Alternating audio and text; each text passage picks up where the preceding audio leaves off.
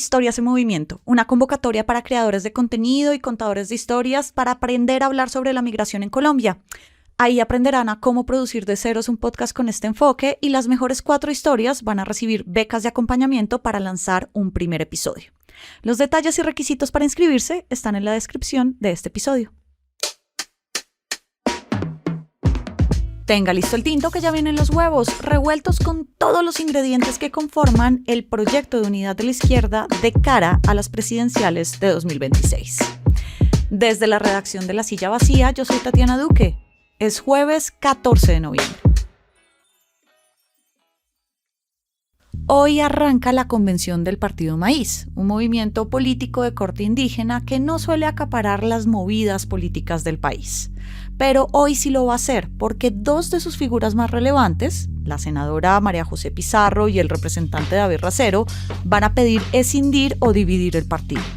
Detrás de esta propuesta está la apuesta de un grupo grande de El Maíz de salirse para integrar el futuro partido que una a la izquierda y que se va a llamar Pacto Histórico. Esto de unir a la izquierda en un solo partido es el principal objetivo de cara a 2026 que tiene el presidente Gustavo Petro para enfrentar a una derecha que no tiene pudor de hacer alianzas. Hoy hablamos de cómo va esa unificación que va mucho más allá del maíz y de los retos que vienen para la precampaña que comienza muy pronto. Gerson Ortiz es los ojos y oídos de La Silla en el Congreso y también en los partidos. Gracias por volver por acá. Hola Tatiana, ¿qué tal todo? Buenos días. El maíz no es particularmente el partido más grande o el partido más poderoso o el que tenga a los congresistas más influyentes dentro del Congreso, al menos como partido propio. ¿Por qué termina siendo importante en este panorama de la unificación de la izquierda de 2026? Tatiana, tenemos que remontarnos al 2018, a esta primera idea de Petro, candidato presidencial Petro, su idea de primer pacto histórico 1.0 que se llamó la lista de decentes. En ese momento la lista al Senado que se quería armar, la lista de la Cámara de Bogotá que se quería armar, pues necesitaba un partido que diera avales porque la Colombia Humana no existía propiamente.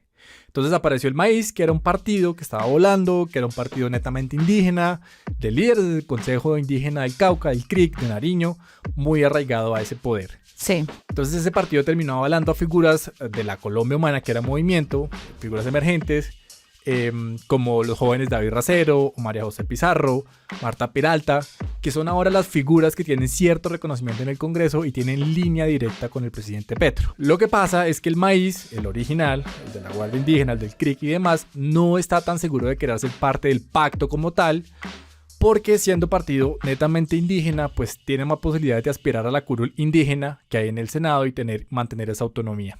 Entonces ellos no se ven como un partido cualquiera que se pueda arropar entre otra cobija, sino que quieren mantener esa autonomía. Claro, ahora, ¿cómo es la propuesta que van a llevar desde hoy los congresistas María José Pizarro y David Racero a esta convención del maíz? Y además porque ellos tienen serias intenciones de buscar la presidencia. Sí, María José Pizarro es la presidenciable del Pacto Histórico. Y Racero lo quiere hacer en el 2030 tal vez. La idea es que a Racero y a Pizarro y a un montón de diputados y concejales que le siguen la corriente los dejen ir bajo la figura de la escisión. Que eso es cuando los partidos tienen como un hijo o un hermano menor.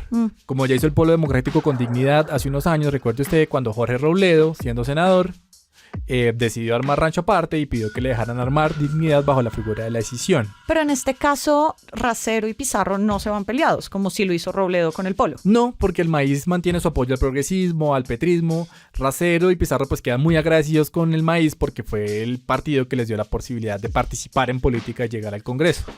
Pero esta movida de Racero y Pizarro, que inclusive puede traerse a otros congresistas, es pensando únicamente en consolidar el partido único de la izquierda. Que esto es algo que viene pensando y pidiendo el presidente Gustavo Petro desde el día 1 de su presidencia. Él sabe que tienen que llegar unidos y no esparcir los votos frente a lo que puede pasar en el 26. Llevan 2 años pensando cómo lo van a hacer.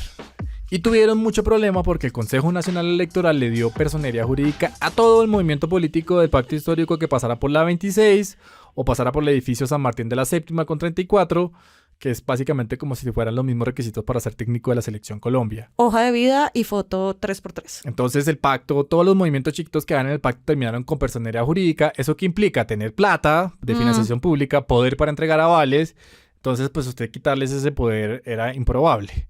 Pero como el Consejo de Estado ya le puso tate quieto a ese festival de personería jurídicas, pues entonces ahora todos se recogieron y dijeron, bueno, retomemos la idea de volver al pacto como partido único. ¿Y cómo viene esta unificación? Porque de todas maneras son una veintena de partidos y de eso poco se ha hablado o se ha ventilado, ha sido muy silencioso. Es que entendieron algo y es que esto no es con peleas en medios de comunicación ni de echándose los trapitos al agua o al sol en las plenarias del Senado o del Congreso. Esto es de hacer las tareas juiciosos y como usted dice ha pasado por debajo del radar. Hoy va a ser el maíz en su convención nacional. La semana pasada fue la convención de la Unión Patriótica y ahí ya facultaron a las directivas para dar el siguiente paso hacia la unificación. Hace un mes en la Universidad Nacional, cuando el presidente Petro habló en esa asamblea, habló de golpe blando y todo esto, también le dieron la facultad a las directivas de la Colombia Humana para decir, vámonos hacia la unificación. El Partido Comunista, que tiene ministra de Trabajo, también dijo, hagámosle. Pero se viene el coco más grande, el Polo Democrático, que es el partido que más militancia de izquierda tiene, y esa convención y esa decisión va a ser a finales de noviembre. Bueno, ahora esa es una discusión, ponerse de acuerdo, pero ya me imagino la pelea de 2025, la que vamos a ver en un par de meses, y es ¿quién va a presidir el pacto histórico? ¿Qué dice el presidente Petro sobre ese presidente del pacto histórico? ¿Quién va a armar la lista al Senado? Si la lista al Senado es abierta o es cerrada. ¿Qué viene ahora en todo esto? Todos se llaman pacto histórico, ¿qué riesgos hay ahí? Lo pronto que estamos viendo es que ya todos están bailando bajo el mismo ritmo, ¿no? Están levantando todas las manos de manera sincrónica. Y las discusiones de qué es lo que va a pasar las están dejando para posteriormente. ¿Esto qué va a medir, Tatiana? ¿Hasta qué punto este intento de unidad va a funcionar? ¿O si va a ser únicamente alrededor de la figura del presidente Petro? ¿O se van a respetar todas las facciones que existen en la izquierda? Porque esta película ya la hemos visto... y se la voy a contar, se llamó en algo que se llamó el Polo Democrático Alternativo en 2006. Ese polo del 2006 se fundó con la idea de unir a toda la izquierda después de que Uribe los acabó en las urnas en el 2002. Se unió el Polo Independiente y la Alianza Democrática, que en ese momento era el partido de Carlos Ramón González. Sí. Alma bendita. Y por algún tiempo funcionó. Acuérdese que de esa fusión salió la candidatura presidencial de Carlos Gaviria en el 2006, que hasta ese momento fue la votación más alta en el país para la izquierda. Ese bloque de unidad de la izquierda ganó las alcaldías de Bogotá con Lucho Garzón y la repitió después con Samuel Moreno. Sí. Entonces funcionaba.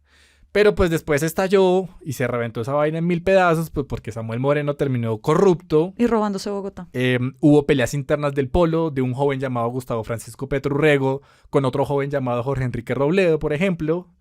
Entonces eso es algo que puede pasar si no se analizan o se reflexionan sobre los errores del pasado. La ventaja en este caso es que tienen ese espejo para mirarse. Ahora, ¿para qué le sirve al presidente Gustavo Petro todo esto? Porque de todas maneras 2026 está aquí a la vuelta de la esquina. Ya estamos hablando del 2026.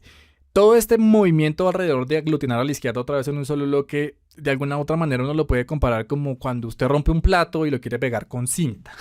Porque ya vimos que la idea del pacto histórico del 2022 se rompió muy rápido. De alguna u otra manera, la idea es mostrar que tienen cómo estar sólidos de cara al 2026, porque salvo peleas internas menores, pues la derecha, por ejemplo, sí no tiene pudor en irse en bloque.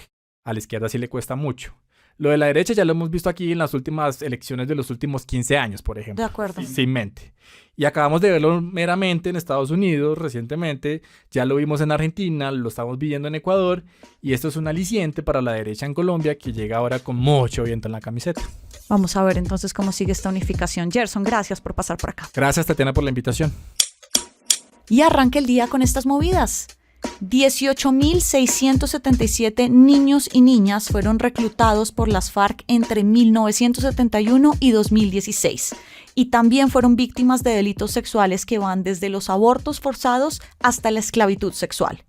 Todo eso lo dice la imputación de la Jurisdicción de Paz por estos delitos a 6 exmiembros del último secretariado de la extinta guerrilla que aceptarán esta imputación. Y las víctimas de los 12 apóstoles de Antioquia apelarán la absolución, en primera instancia, de un juez a Santiago Uribe. Él es el hermano del expresidente Álvaro Uribe y estaba acusado de pertenecer a ese grupo paramilitar. Un juez lo absuelve por las fallas de la fiscalía para sustentar su acusación. Toda la movida de poder está al aire en lasillavacía.com, en las redes y en el en vivo. Y por acá cada mañana estará servido su desayuno político favorito. Fernando Cruz es el productor de Huevos Revueltos y María Camila Ladino es la practicante editorial. Yo soy Tatiana Duque y nos escuchamos mañana.